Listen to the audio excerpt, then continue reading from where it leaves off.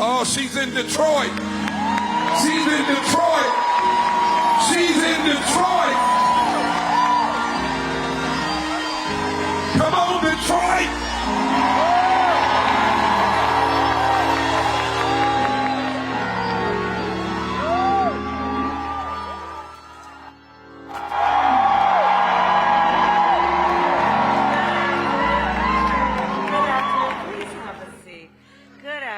Oh, it's so good to worship with you all today.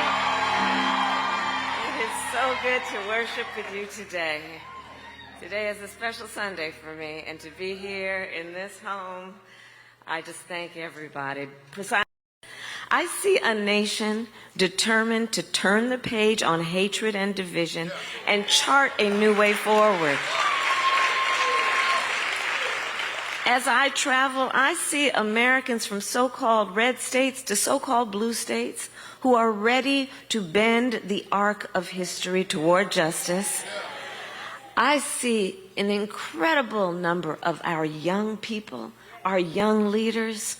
Oh, it would inspire you to see how they are organizing for change. What I love about that generation, Bishop, they are quite impatient in a most wonderful way.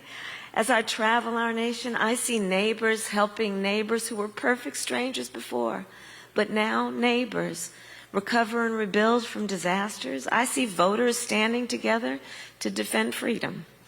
And while we know there are those who seek to deepen division, sow hate, spread fear, and cause chaos, this moment in our nation has to be about so much more than partisan politics.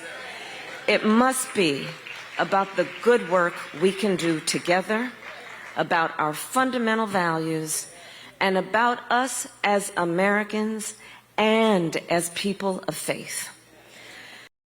Because in this moment, we face a real question. What kind of country do we want to live in?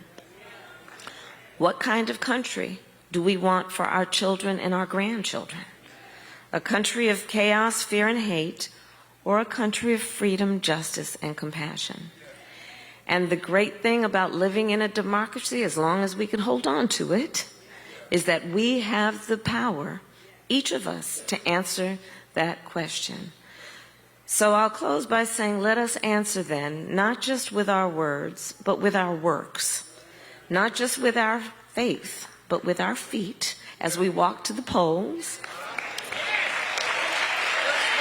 And let us use our power to advance the cause of freedom, opportunity, and justice. Yes, let us turn the page and write the next chapter of our history, a chapter grounded in a divine plan big enough to encompass all of our dreams, a divine plan strong enough to heal division, a divine plan bold enough to embrace possibility, God's plan.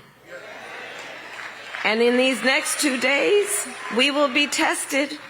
These days will demand everything we've got, but when I think about the days ahead and the God we serve, we were born for such a time as this.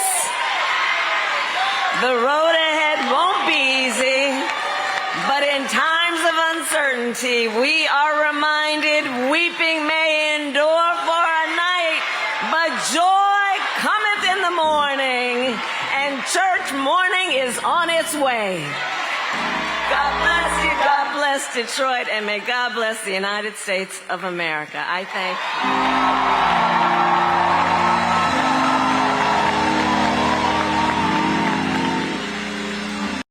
President and future president on the other hand.